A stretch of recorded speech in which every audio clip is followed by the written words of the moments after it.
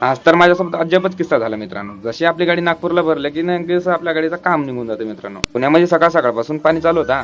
आलो होतो ऑफिसला मस्त पद्धतीने पायी ऑफिसला गेलो होतो मध्ये आणि बघा म्हणलं काय चाललंय काय नाही. तर हा एकटाच गाडी मस्त पद्धतीने पाणी गिनी काढत होता आणि मी बघितलं ऑफिसला कोणीच नाही.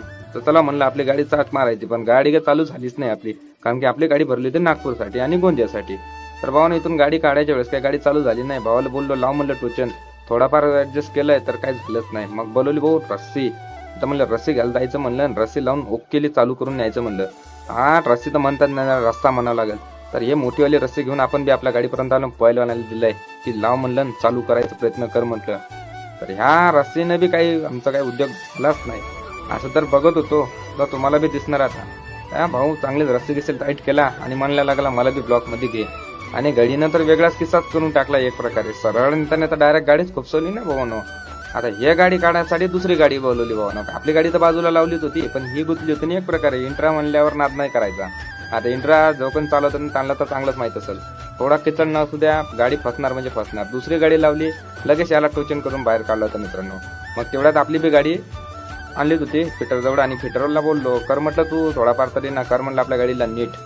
तर भावाला बोललो आणि भाऊ म्हणत होता मला ब्लॉक मध्येच नको घेऊ. अरे म्हणलं चल काही होत नाही म्हणलं. तर दोघांना बी पाण्यातच पाठवलं होता थोडा बाहेर.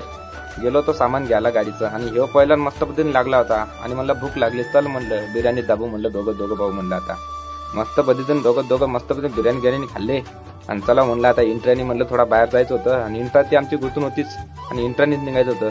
पप्या बी आला होता सोबत आणि पप्याच्या सोबत असंच म्हणलं तुम्ही जा म्हणलं वेअरहाऊसला आणि मला म्हणलं नीट आपल्या म्हणलं गॅरेजवर सोडा म्हणलं, कारण की म्हणलं गॅरेजवर उतरत म्हणलं ह्या माणसाला काम सांगायचं म्हणलं. तर भाऊ म्हणला कुलन नाहीये, कुलन तरी टाकून द्यावं. टाक म्हणलं कुलन आणि गाडीच्या गिरीचे कामं केले भावानी ओके. आणि चला म्हणलं आता सेल्फ मारून निघायचं म्हणलं ऑफिसला आलो आणि वरते पत्रे फाटले होते मित्रांनो आपले. चला म्हणलं पत्र तरी नीट करायचे भाऊ म्हणलं. आता बघू शकता पत्र किती फाटले होते. तर चला